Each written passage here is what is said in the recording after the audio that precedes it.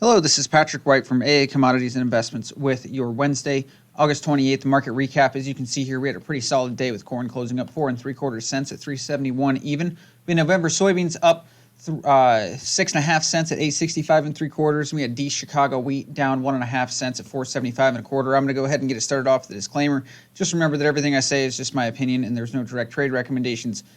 If you'd like to read the full disclaimer, please pause the video now. All right, guys, so as you can see here, we had a pretty decent day for the corn and soybean markets after they were, pretty considerably lower in the morning. Wheat even came back considerably as well. Going into the charts here, we had December corn going down, and they tested within 2 ticks of the 363 3/4 contract low. The low on the day was 364 1/4. We ended up getting a close above this 370 to 371 resistance mark. We closed at 371 today.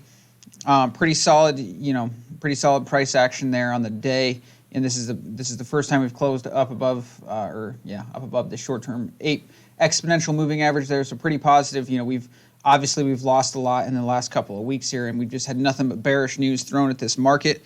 And but with that being said, especially these last couple of days with the ethanol news and things like that, we really haven't seen that much of a reaction to the downside, signaling that the sellers might not be there that once were. So, with that being said, tomorrow in the newsletter there will be a corn buy signal in my newsletter there, and I've talked to guys and stuff about it. But I guess you guys are getting in a little bit early here. But I think that corn overall, we're probably going to see a relief rally starting from here, going up to the 393 level. That is my target.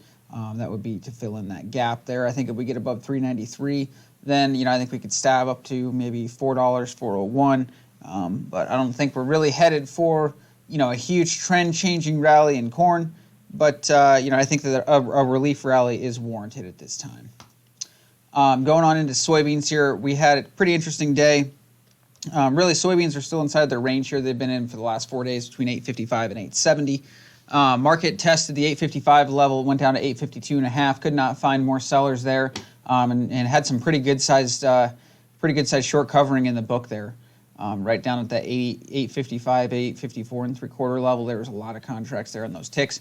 So, anyways, traders took the lower prices as an opportunity to take profits.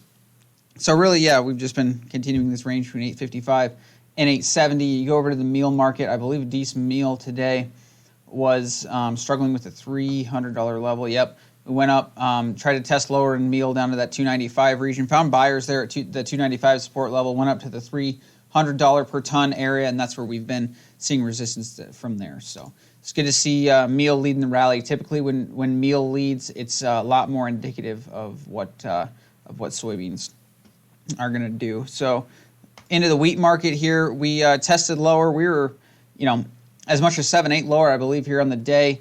As much as 9 lower here in D Chicago. So, tested a lot lower here, tested the 470 level, could not obviously get a close above it. I think, the wheat market really was kind of the lagging market today, if you will. And it was a lot lower for most of the day, and I think it got a lot of its support from the higher corn market. So, not a whole lot of turnaround in fundamentals for wheat. But, with that being said, though, too, world demand has kind of picked up here. There's been a lot of, tender sales and things like that. But, obviously the U.S. hasn't been getting any of that business. It's been all Russian and French. But, the demand, has increased optimism over the world export market, being a little bit hotter here. But as far as the U.S. goes, we're still out of competition for our exports. It's kind of the same old, same old. I think this is just a little bit of a relief in here as our downward channel continues. On the cotton market side of things, had a nice test up here.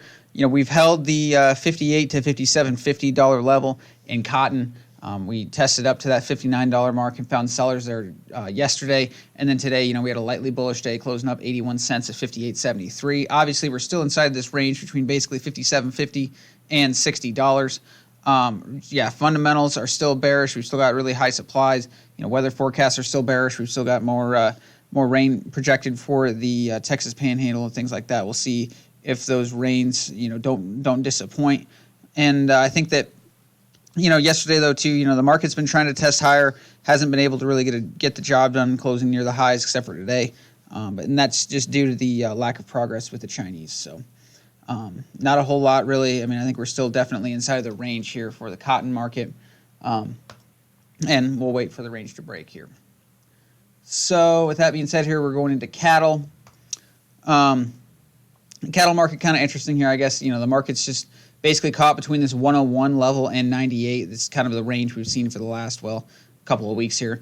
Yeah, the 101 level, as you can see, we tested that 3 times and failed off it there, but we don't really have the drive to pound it down into the $98 mark. So it's kind of just a wait and see on the cattle market there. I think eventually, if we can break out above this 101 level, we're probably headed back up to this 103.50 region up here, and that matches these lows from early June to late June. So yeah, with that being said, though, I guess the Packers. People are still concerned about the Packer ability, the Packer the kill capacity and things like that, and just the beef hasn't been able to break out here yet. So going on to the hog market here, we had a gap down to start the day, and buyers eventually stepped back in here, and we were able to get a close above the $61.50 and $62 mark. The $62 mark has been nice, really nice support area for us, and you can just tell by all these gaps. We had a gap down, and closed down. Then we had a gap up and closed up, and then we had a gap down and closed up, and just all these gaps right around this area is just confirming that, yeah, we've got a very important level between $61.50 and $62.